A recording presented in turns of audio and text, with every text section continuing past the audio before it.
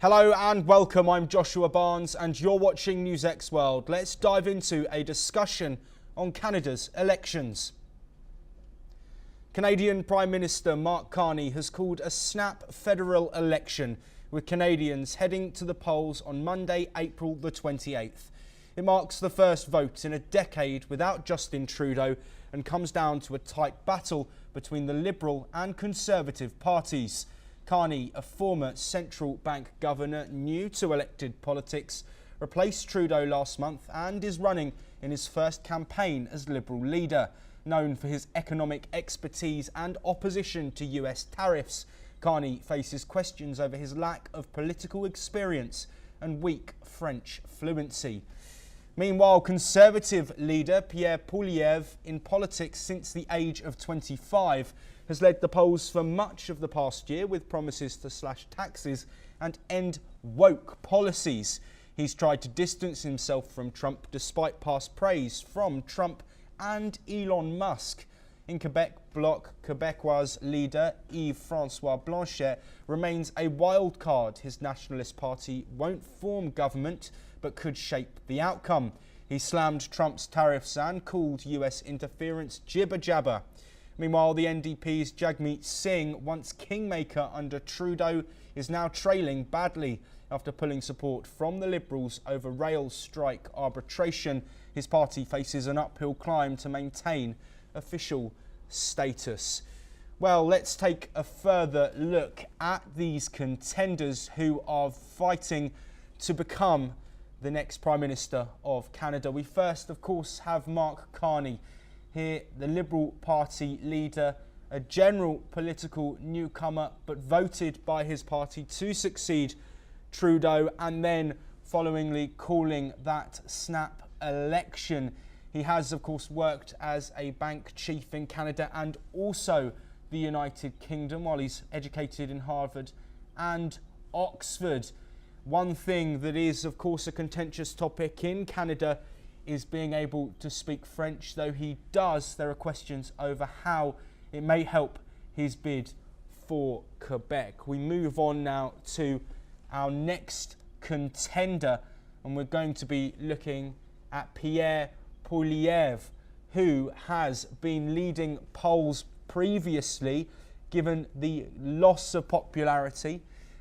We now have Jagmeet Singh, who is on our screen, a key part of Trudeau's government previously, part of the New Democratic Party, a human rights activist and former defence lawyer. He became the first Sikh to lead a major general party and has been a PM since 2019 in British Columbia. Some of the points Jagmeet Singh is looking at is poverty reduction and immigration support.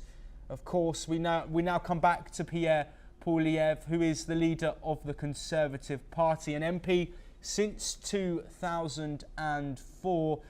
Like Carney, he's also looking at Donald Trump and the tariffs that have come in. A lot of the Canadian leaders, of course, talking about the tariffs, the ongoing trade dispute with the United States, a key talking point in Canada.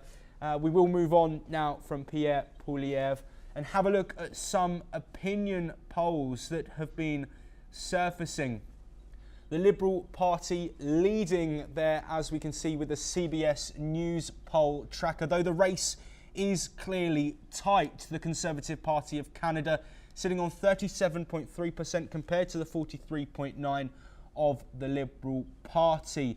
These races will go down to the wire if this CBS poll is to be believed.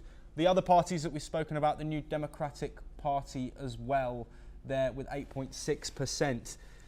We will continue to look forward now, and as those opinion polls come in, we have another one here looking at another very tight race predicted. Of course, Justin Trudeau's Liberal Party losing popularity, Trudeau himself losing popularity, leading to his resignation. And that means that, of course, the Liberals are looking to regain that popularity. Mark Carney aiming to use his anti-Trump agenda to continue to push for the Liberal Party. Well, let's have a look at this here. A seat share of Canada's House of Commons. Currently 156 Liberal Party members of Canada, 118 Conservative Party members, and the smaller parties, of course, containing lower amounts of seats. The New Democratic Party have been crucial in previous elections. They're sitting down there with 25 seats as well. We look ahead now to these elections starting on April the 28th. I'm joined by a guest in Terry Milewski, a former correspondent with CBC and author of Blood for Blood, who is joining us from Ottawa. Terry, we've gone through some of the candidates there. Of course, the clock is ticking until election day. Can I get your opinion of public perception as we head towards the closing stages of campaigning? Well, it sounds very much like the Canadian voter has decided that Carney is the man to confront Trump, not Mr. Poilievre of the Conservative opponent. What's happened really is that there's been this dramatic switch from before Trudeau's resignation, Justin Trudeau's resignation, where it was assumed, if you were interviewing me a couple of weeks ago, or 3 or 4 weeks ago, certainly, I would have been sitting here pontificating about how the Liberals are finished. There's no chance that they will win the election, and that Mr. Poilievre is the presumptive new Prime Minister. Well, forget all of that. What changed was that the question in the election changed dramatically from how much do you dislike Justin Trudeau to a much bigger question. How much do you dislike President Trump? And the answer was, we dislike Trump more than Justin Trudeau. And everything switched as soon as Trudeau departed the scene. And look at your polls that you rightly cited. The line goes straight up as soon as Trudeau packs it in. The voters were telling the pollsters, well, it sounds like Carney is the guy. What happened was that Carney struck the right note as far as Canadians were concerned in demanding that there would be an end to this nonsense of President Trump referring to the Canadian Prime Minister as the governor of the 51st state.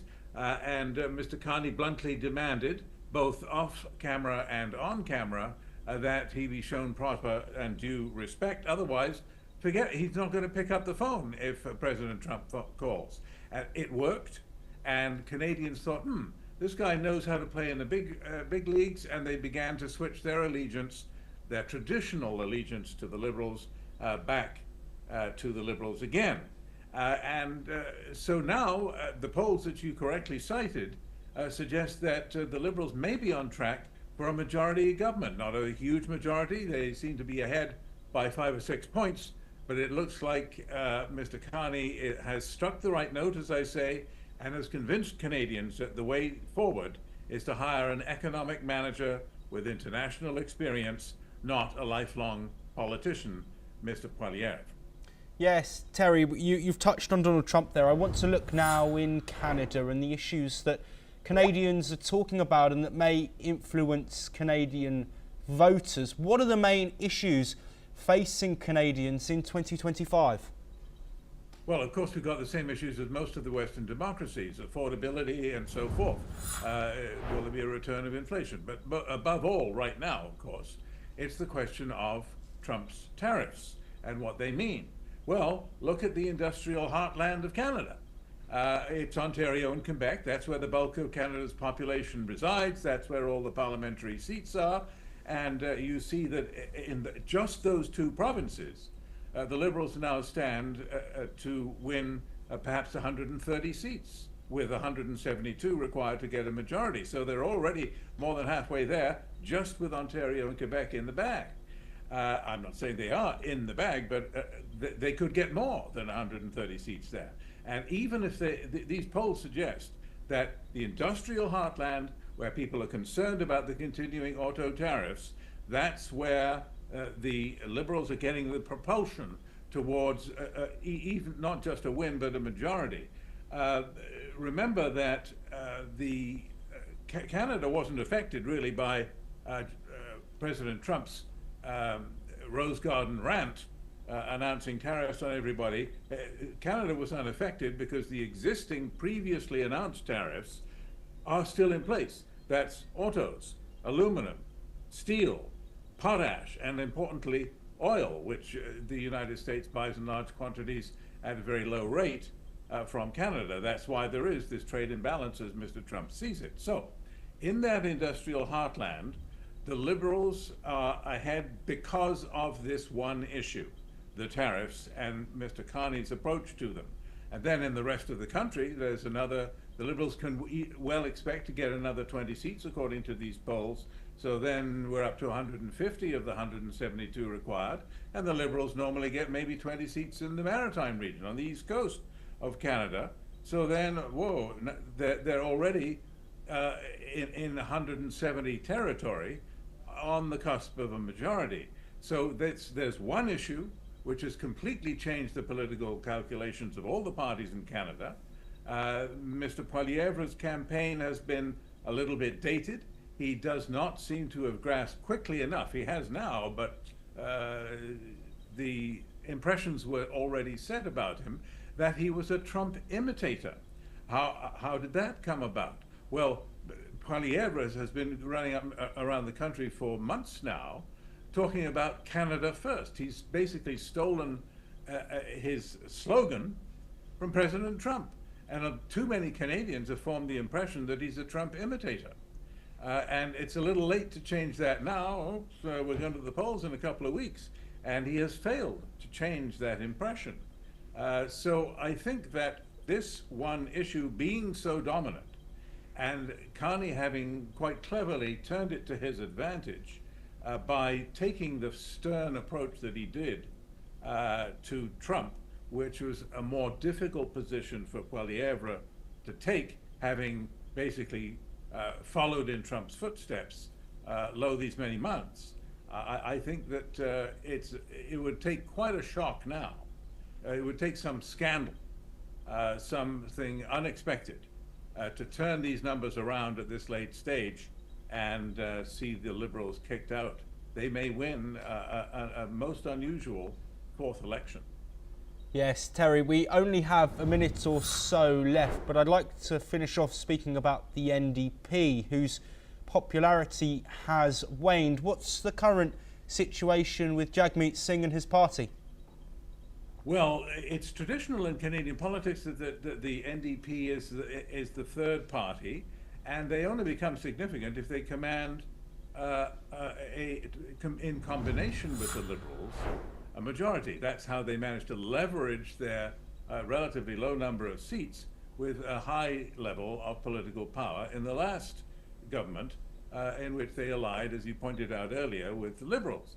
Well, this time around, it looks like, number one, the Liberals may not need them, in which case they become largely irrelevant, and also that they've lost their appeal to the left, because both left and right are united in Canada, as they are elsewhere in the world, in opposing Trump's tariffs.